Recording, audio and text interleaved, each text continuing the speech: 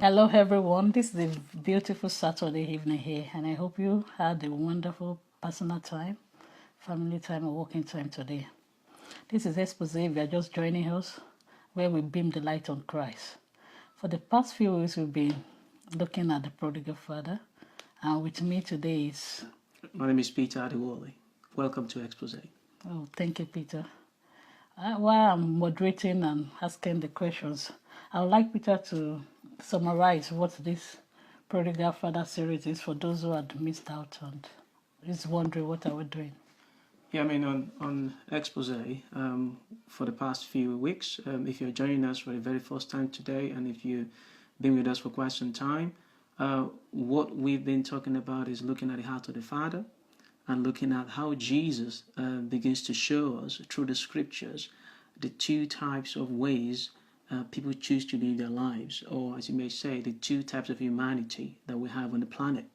And Jesus shows us this radically using the story which has been called the story of the prodigal son, but we just like to title it the prodigal father. And you will understand why as we go on this journey.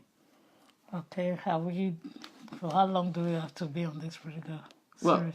Well, as the Lord will help us, because we need to see what the Holy Spirit wants us to see in this story. And let me just say this.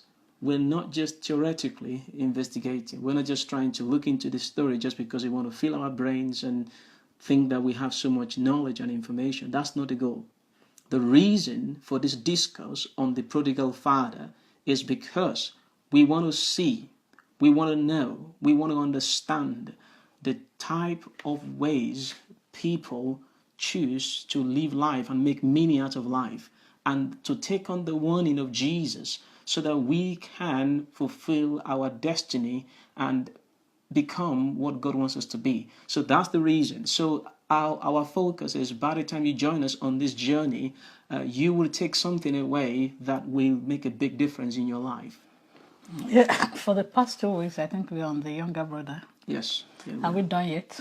Well, we're not really done. I mean, on the younger brother. No, we're not really done with the younger brother. I mean, if you were with us last Saturday, we talked about the fact that how far he's gone and how far he began to eat with the pigs and in the pen and all that. So today we have a different focus on the younger brother. Oh. Yeah, I mean,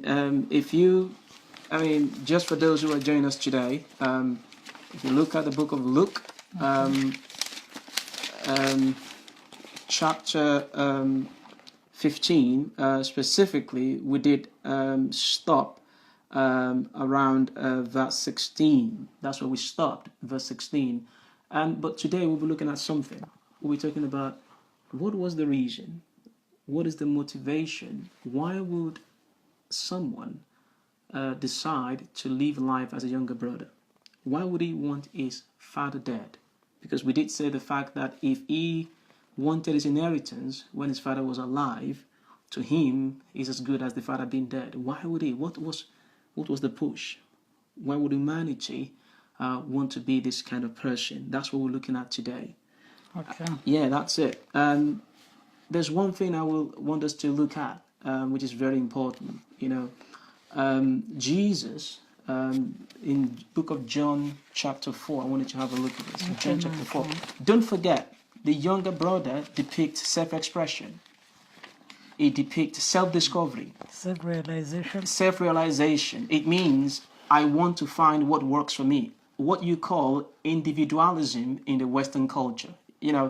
Every culture has something that makes them tick. In the Western culture, they think you're very significant, you're very important. If you can find a cause for your own life, you can chart a course for your life. You can become a nonconformist, an individual. That's the point. What drives people to such a mentality about life? That's what we're looking at.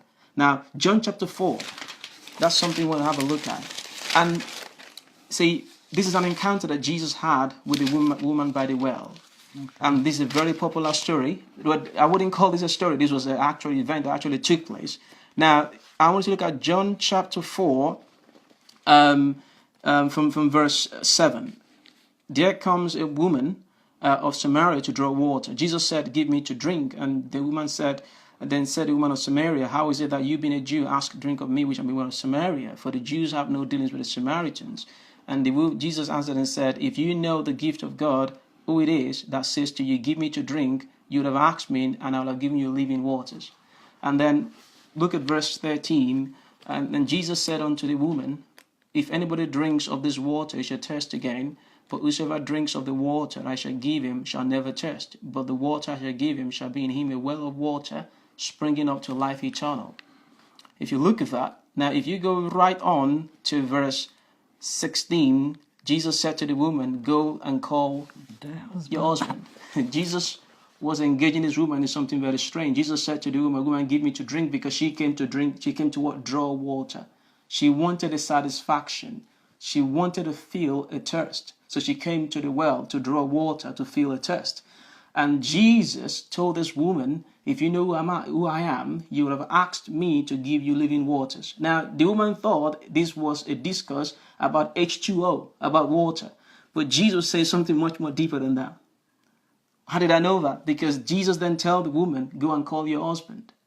And what did she say? She answered Jesus in verse 17. The woman answered and said, I have no husband. Jesus said, well, you're right for saying you have no husband.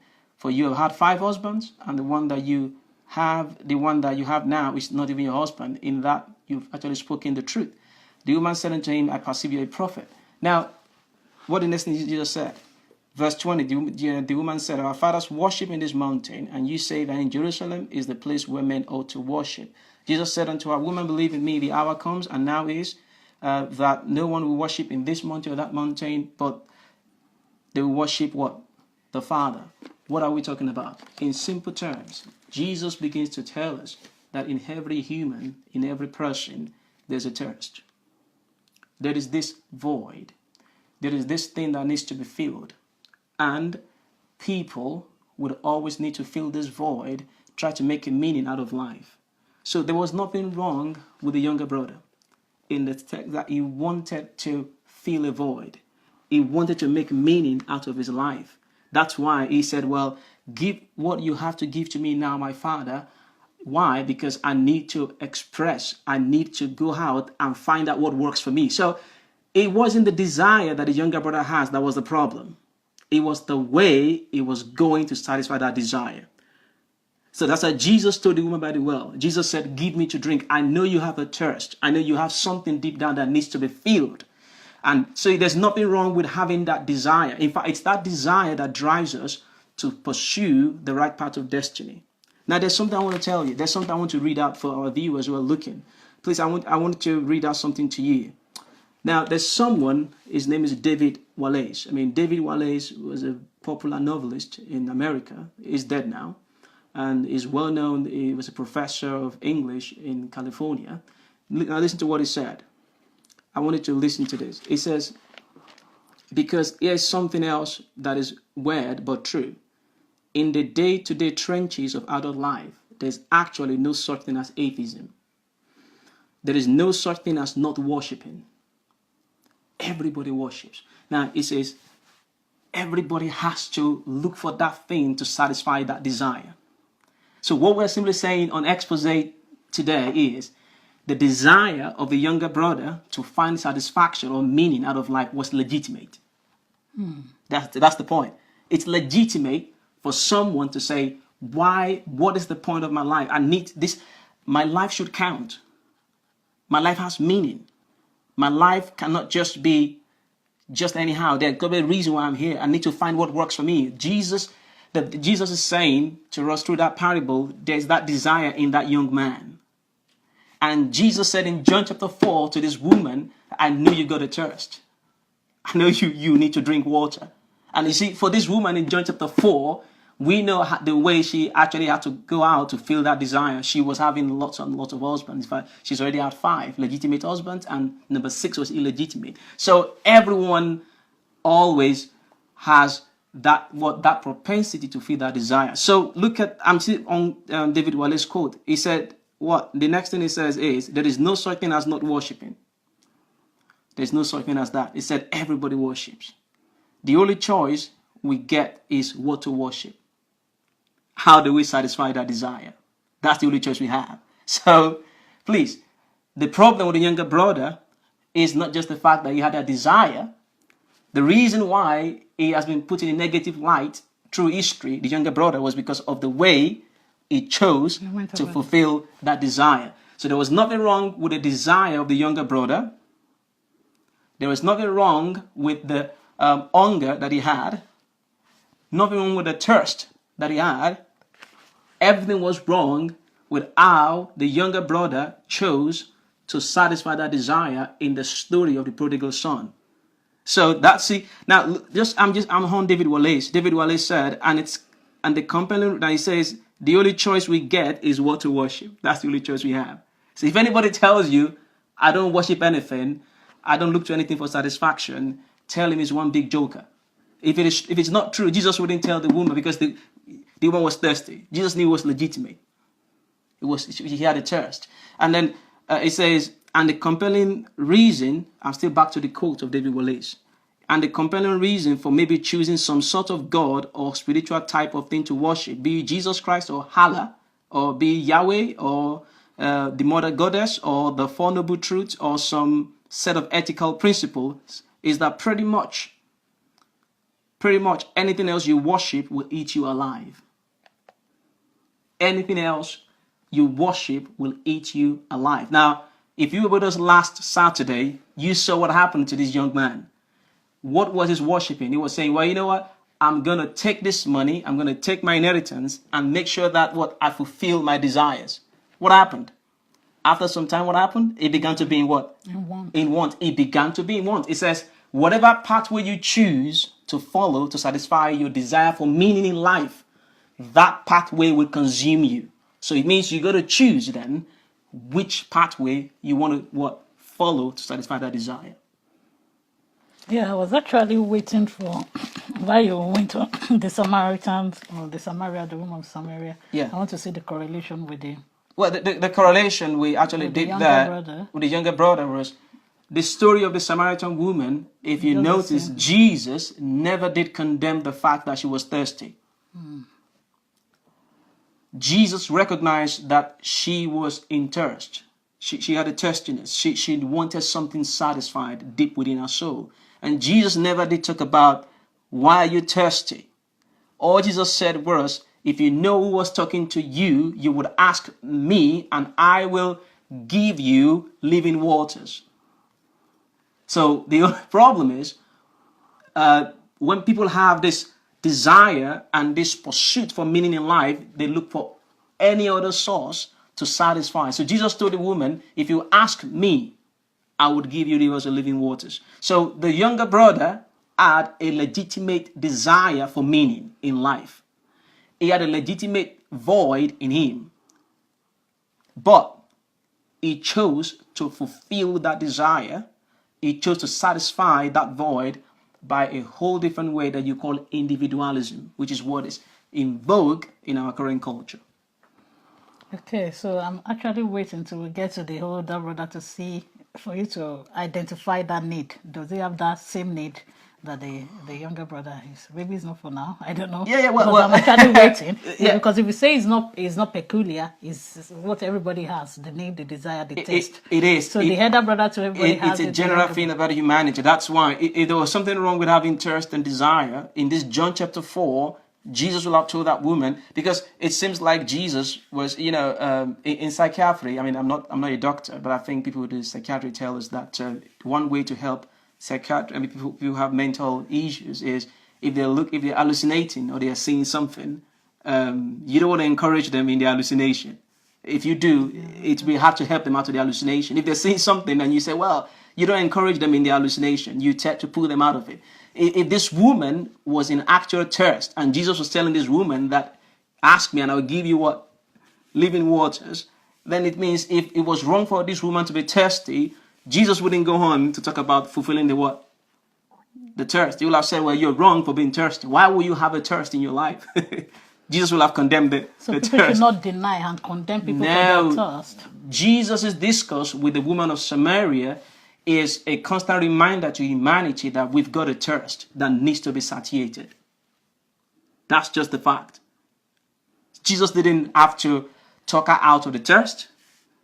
Jesus didn't have to convince the woman, why are you thirsty? What's your problem? Why do you have such a desire? So how did he get it wrong, the younger brother? Well, well, if you say the younger brother got it wrong, like I said to you, Why we become infamous in well, history? the fact is, younger brother believed that whatever thirst he had, whatever desire he had, the father couldn't fulfill it. That's why he wished the father dead. The younger brother thought there was no way the father wasn't enough to satisfy whatever it was. That's why I said, you know what, get out, my father. I mean, I just wish you dead. And then, you see, if you're looking at us today and you believe legitimately that you don't have such a situation, you think, well, you know what, there is nothing I look to for meaning. That I just live my life every day. I mean, I'm not that kind of religious person. I'm not that kind of person who argues about God, not God. I'm just a normal person. I'm not concerned with things like this. Let me tell you something. If you want to know if someone is intoxicated by anything, one thing they try to do to check, for example, if I meet two people and they both took 10 bottles of beer or alcohol, it's hard to tell which of them is actually a drunkard by just seeing how many bottles they're taking. It's very hard to tell. One easy way to tell who a drunkard is take away the bottle for a long time. Prevent them from taking the alcohol for a very long time. And look at the person that goes crazy. Look at the person who struggles to survive. Look at the person who begins to shake. Look at the person who develops a problem just because you've taken away the alcohol. That's the drunkard. That's the person who's intoxicated with it. Now, it's the same way. You look at your life. Look at things around your life. Look at money. Look at family. Look at education. Look at the things around you. Is there something that if it's taken away from you, you will not just become sad, but life becomes impossible to live? That's the very thing that you've hung the meaning and definition of your life on. Look at this woman. Jesus, and it's different from person to person. You know, the discourse of the John chapter 4 woman started about the issue of water and well and drinking. But you see, it moved on from there to husbands. So Jesus was saying, you know what, woman? You have a legitimate thirst. But here's the problem with the woman of John chapter 4. You are going about trying to fulfill the thirst using men. For the younger brother, he also had a legitimate thirst, but was going to go about to fulfill the thirst on the platform of individualism. Everybody chooses one thing or the other to cover up that thirst. And that's the reason why the younger brother chose the pathway he chose. You have to just look for something to cover up that need, that thirst. And that's it. So in conclusion, if there's anything that you want people to take out of this today, what would that be? Well, the conclusion, that we want you to take out of this discourse today is to understand the fact that just as we have in Luke 15, the parable of the prodigal son or prodigal father, in John chapter 4, as we have seen in the parable of the Samaritan woman, one thing stands out. There is a legitimate thirst in humans to make a meaning out of life. A thirst that says, you know what, I think I've got to, we'll always look for something to define us. We always look for something. There's that need in us, and that need is legitimate. It's a correct need. There's nothing wrong with that need. Don't let anybody tell you, why do you have such a kind of drive? It's legitimate. But the problem is, how do we go about satisfying the need? And that's where the whole problem is. And Jesus said to that woman in John 4, I'm able to fill that need. Yeah. So that's what we wanted to take out today. It's legitimate. It's an accurate need. It's expected. It's human to have that need. So there's a way to go about it. That's going about satisfying the need is what defines who the younger brother was. That's where the whole problem started from. So viewers, if this expose and this series bless you in any way, we would like you to share it with others. And so we await your comments, questions, and so we can elongate this discussion. We can talk through the chat. So thank you today. So we hope to see you same time next week. I want to say bye. Okay, bye for joining us today. Have a wonderful time. God bless you. Bye. Bye. Bye.